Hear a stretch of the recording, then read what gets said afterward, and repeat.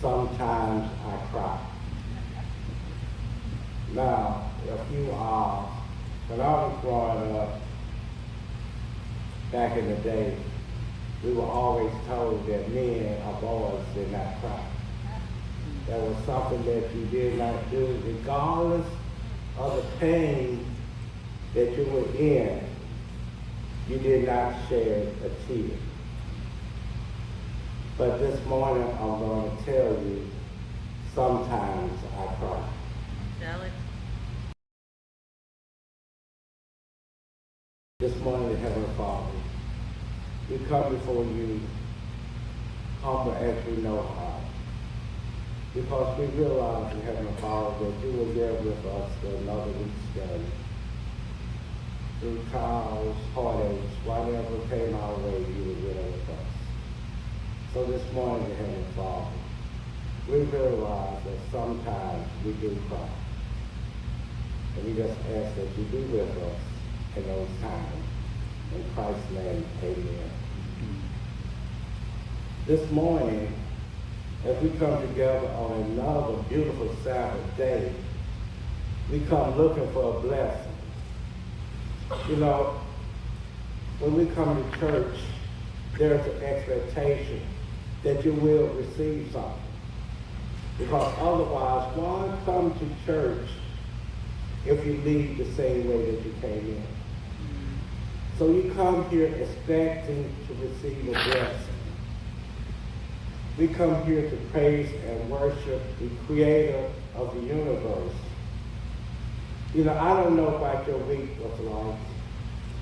Sometimes our week could be filled with joyful occasions, and then other times it could be a time of despair, a time of heartaches, a time when nothing seems to go right. And that's when sometimes we feel like crying.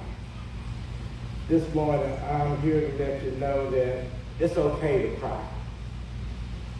It's okay to allow the tears to flow from you. Because when we look at the Bible, we're going to find examples where the people cry. When we cry, it's not that we're saying that there's a defect in us. It's acknowledgement that we are human, that we have emotions, and sometimes those emotions overcome us. If you have lost your job, it's not a happy time. It's a time of sadness. It's a time when you are worried, what will you do next? Or if you have a child that for some reason just will not obey, and you constantly are praying for a miracle, and you don't see anything happening, you're on your knees praying. You know, when I was 18, I left home. I graduated one day out of high school. The next day, I went right into the military. But I knew that my mother was always praying for me. I had that assurance that regardless of where I was or what I was doing, I knew that Mom was always praying for me. So there was a relief that even though sometimes I strayed away from what I knew was right, I knew that I was not out there alone.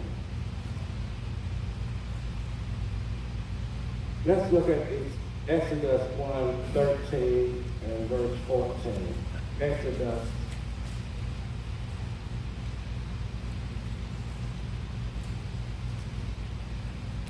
1 verses 13 and 14. So the Egyptians made the children of Israel serve with rigor, and they made their lives bitter with hard bondage, and mortar and brick, and in all manner of service in the field. All their service which they made them serve was with rigor. Rigor meant that it was intense, that there was no slack, there was no let up. But the Egyptians was trying to get rid of the Israelites because they kept multiplying. And the Israelites were not even aware of what the Egyptians were trying to do. You know, it's amazing that we can become comfortable too. That all around us we become content and we are not aware of what is happening around us. The same thing with the Israelites. Even though the work was rigorous, even though they were in captivity, they were not aware of what was going on. Pharaoh had asked the midwives that if a male child was born, that they were to kill that male child. But the midwives, they were afraid of God, so they didn't do it. And God blessed the midwives. And if we look at Exodus 2, verse 23,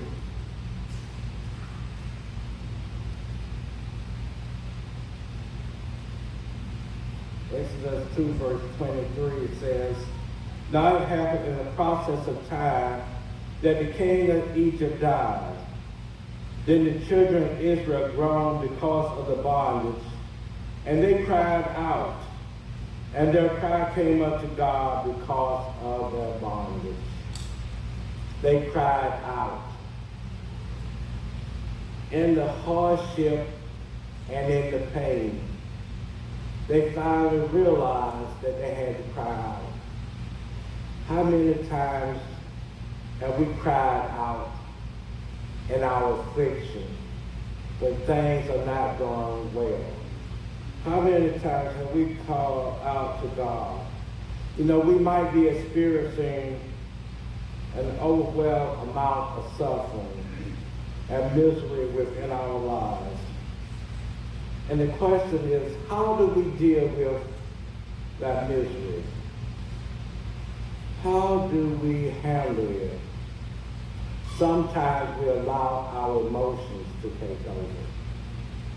Sometimes we might strike out in anger because we cannot deal with what is going on in our lives. But this morning, in our time of need, we need to seek the Lord. In our time of trouble, we need to seek God. Because God is the only one that can help us in our time of trouble. When we are down in the valley, when we are down in despair, we need to be able to call on God. And it's amazing that even though we sometimes forsake God, that God never forsakes us. When I'm riding high, sometimes I forget that it was God, through God's grace and mercy, that I am where I am at that point in time. But when I get down in that valley, when everything seems to be going wrong, then I remember God. The Israelites remembered God, and they cried out to God. God, I need you. God, please help me. God, where are you? And God answered their prayers. When God answers our prayers, sometimes we forget what God has done for us. We move right back into where we were before we called on God. God got me out of that trouble, and I'm so thankful that he did. But God, I'm going to put you back on the shelf because I don't need you right now. And that is where we make our downfall. Because when we are on top of the mountain, we still need God. Amen. We still need that assurance that we have someone that's there with us. They cried out, and God answered their prayer. This morning, friends, I want to let you know it's all right to cry out to God. Sometimes when we cry out, it makes us feel hopeless. Sometimes when we cry out in despair because we don't know what will happen. We don't know where our next meal is coming from. We don't know how we're going to pay the bills that are constantly coming in. But you know, God is still in control. Amen. I think about Marona and her testimony this morning. You know, God has people in place to help us. But we have to be willing to cry out.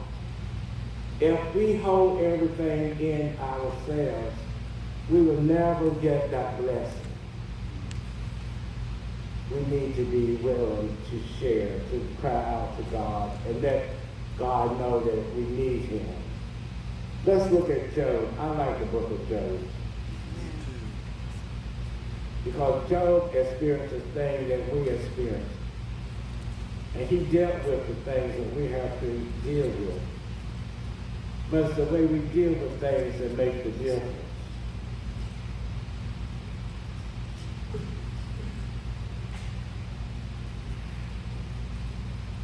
Job 1:20, verse 20 and 21.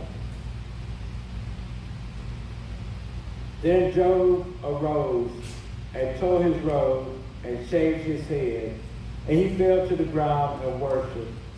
And he said, naked I came from my mother's womb, and naked shall I return there. The Lord gave, and the Lord has taken away. Blessed be the name of the Lord. The Lord gave, the Lord taken away. Blessed be the name of the Lord. I don't know whether I could be like Job. To have 10 children, and at a moment they're wiped out. Your heritage is gone. Just like that. The material things you can replace. But how do you replace the love of a child that you want to grow up? How do you replace them calling you dad? How do you deal with that? And Job was dealing with those things.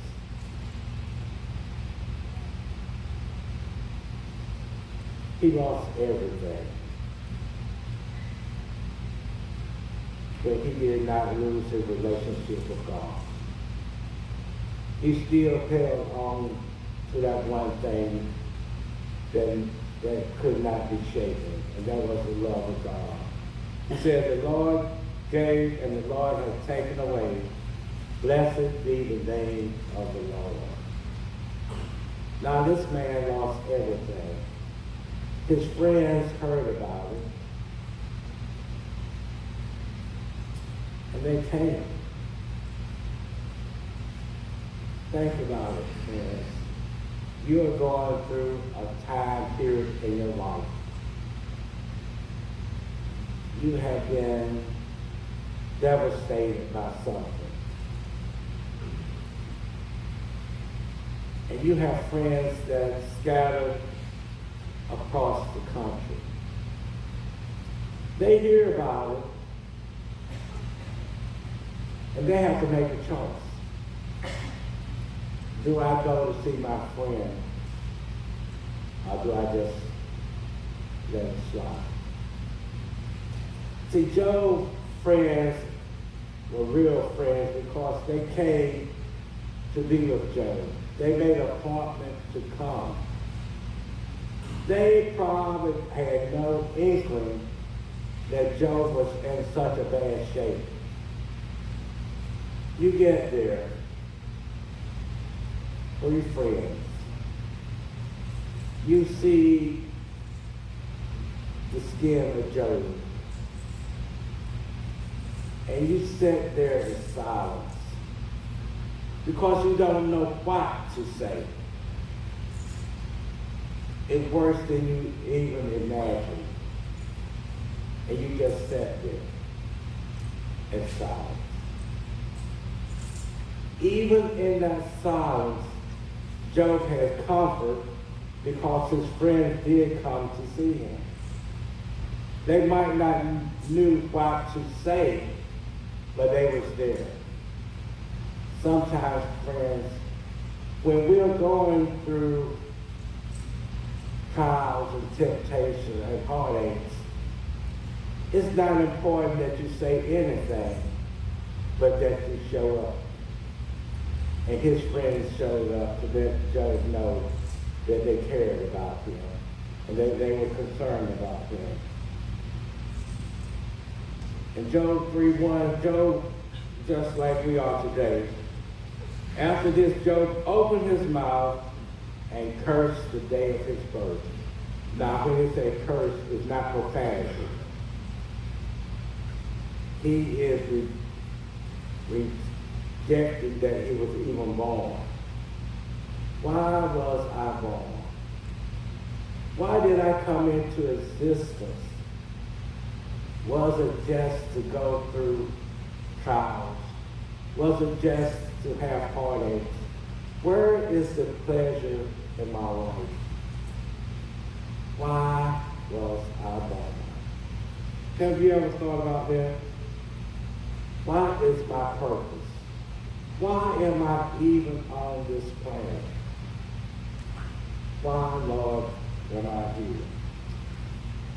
You know, the Lord has a word for each and every one of us.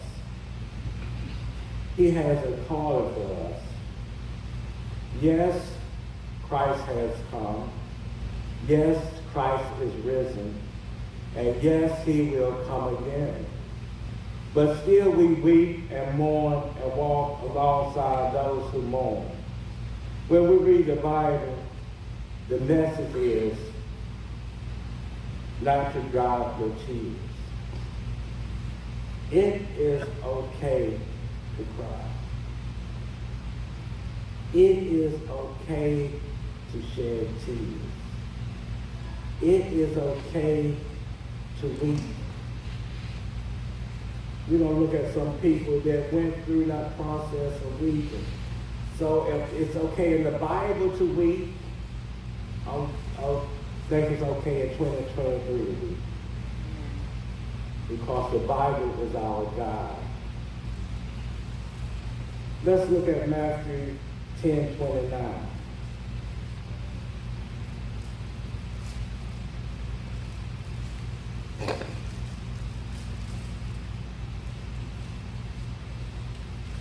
Are not two sparrows sold for a copper coin, and not one of them falls to the ground apart from your Father's will?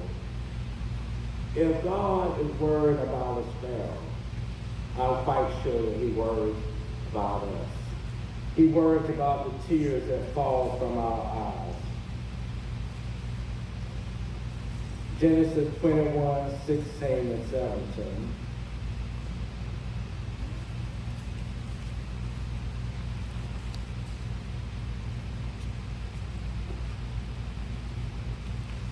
Then she went and sat down across him. But she said to herself, let me not see the death of the boy. So she sat opposite him and lifted her voice and wept. And God heard the voice of the lad. Then the angel of God called to Hagar out of heaven and said to her, what ails you, Hagar? Fear not, for God has heard the voice of the lad where he is. Hagar in the wilderness of Beersheba, she runs out of water. Her son is set opposite of her. They have nothing to eat, nothing to drink, and she is prepared for death. But she doesn't want to be facing her son when it's happening. She cries out. Nothing else to do but to cry out. Lord, I need you. Lord, I cannot do it by myself. Lord, please help me. And the angel heard her voice. See, when we cry out, we are admitting that there's nothing that I can do on my own. That I need you. Lord, I need you. I need your help. I need you to be there with me. And the Lord answered her prayer. 1 Samuel 1, 10 through 17, Hannah wept bitterly. Now,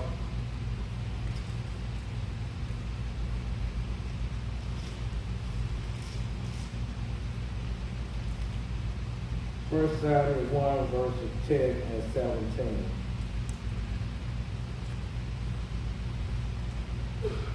And she was in bitterness of soul, and prayed to the Lord, and wept in anguish. Then Eli answered and said, Go in peace, and the God of Israel grant your petition which you have asked of him. She wept in anguish. She wept. Eli thought she was drunk because her lips were moving. But she said, No, I am not drunk. I'm petitioning the Lord. She was weeping. Friends, it is okay to weep. And then we look at David. Our heart. That's Psalm 6, verses 6 to 9.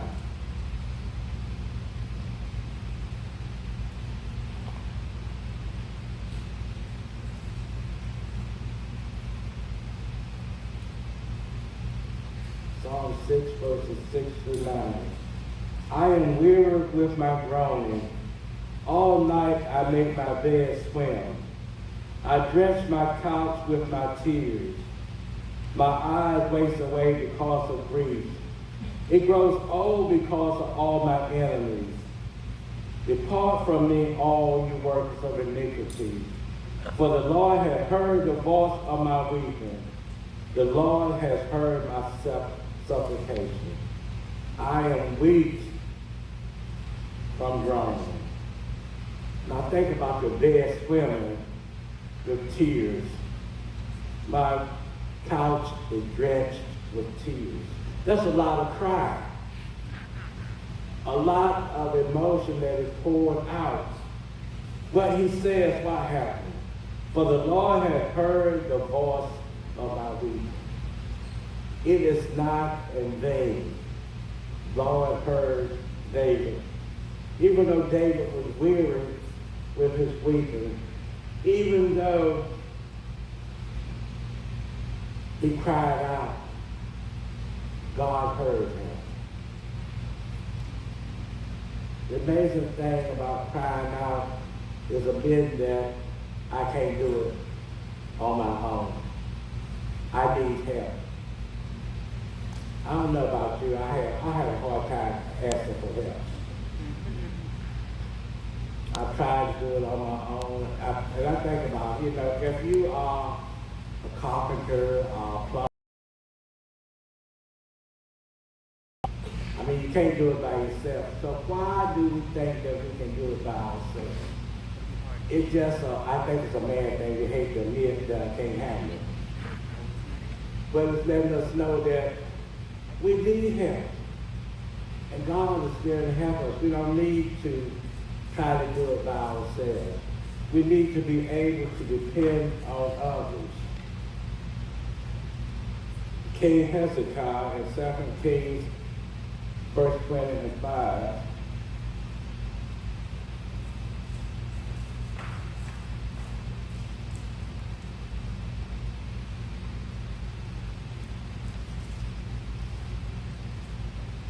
Kings 20, verse 5. Return and tell Hezekiah, the leader of my people, thus said the Lord, the God of David, your father, I have heard your prayers, I have seen your tears. Surely I will heal you. On the third day you shall go up to the house of the Lord. I have heard your tears. I have seen your tears and heard your prayers. So that means that God is everywhere. We're not alone. I have seen your tears. When we cry out to God, he is there. And even in the Beatitudes in Luke 6:21,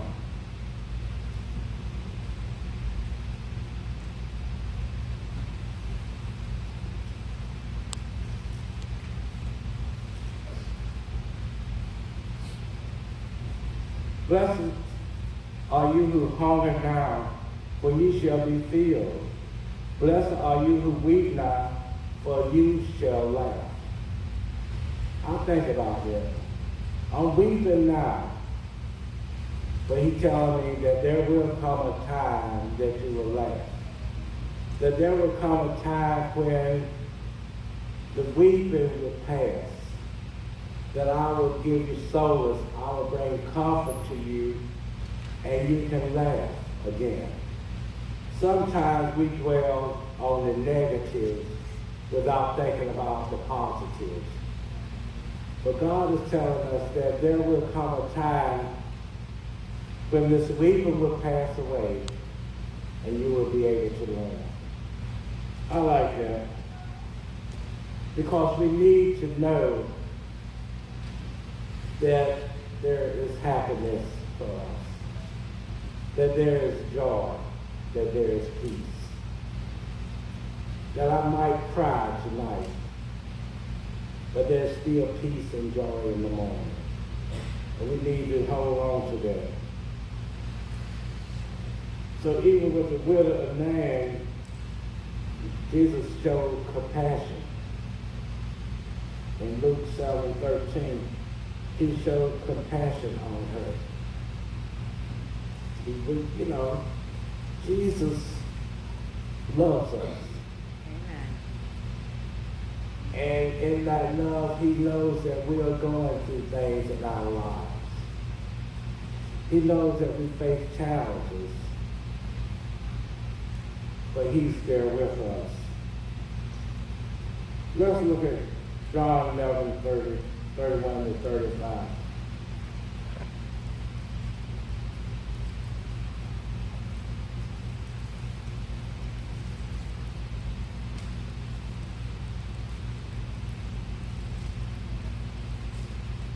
John 11,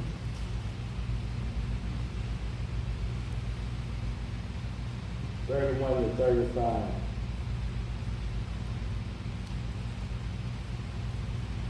Then the Jews who were with her in the house and comforted her, when they saw that Mary rose up and quickly went out, followed her, saying, she is going to the tomb to weep there.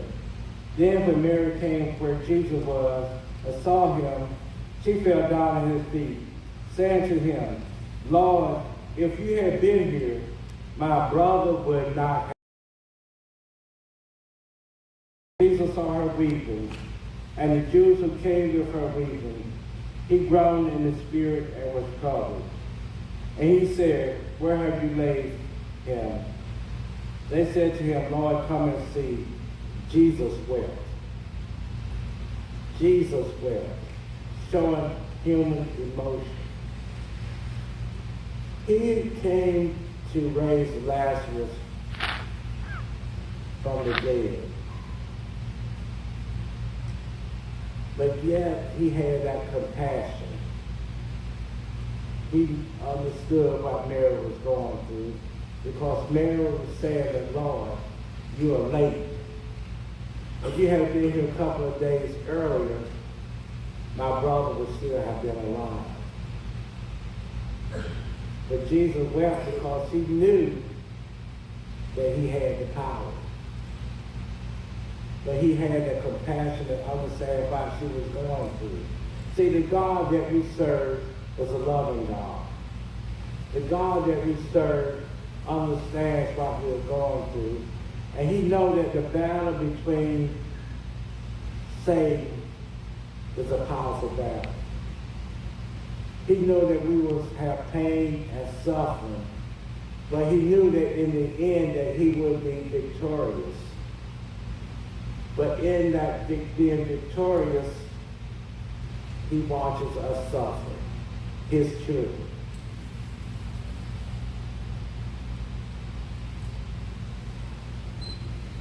Let's look at Habakkuk 3. We start out with Habakkuk, our offering scripture. So let's go back to Habakkuk. Because he cried out, didn't he? How long shall I cry out and you will not hear? Lord, how long will I call out to you? And you don't hear me. I'm asking for a response. Where are you, God? But when we turn over to chapter 3, we see this hymn of faith. Though the fig trees may not blossom, nor fruit be on the vines, though the labor of the olive may fail, and the fields yield no fruit, though the flocks may be cut off from the fold, and there be no herd in the stall, yet I will rejoice in the Lord. And we could paraphrase that and say, even though Biden is filled with the sick and dying, even though my relationship with my family is not the best, even though my children have forsaken me, I will still put my faith and trust in you. See, Habakkuk started out crying for the Lord. Why are you allowing these things to happen? But in the end, he realized that through his faith, that God was still in control. This morning, friends, I want you to realize that God is still in control. Even though we cry, God is still in control. Even though our lives may not be like we want it to be, God is still in control. He tells us in Revelation 21:4 that there will come a time that all this will be done away with. And God will wipe away every tear from their eyes.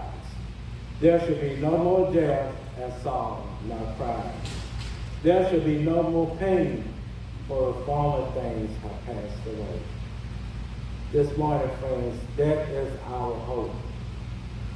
That one day in the near future, all the pain, all the suffering, all the heartaches will be done away with. My God has told us that he has gone to prepare a place for us. If he had gone to prepare a place, he tells us he will come again. So that is our hope that we can hold on to. Even though tears may fall at night, joy will come in the morning.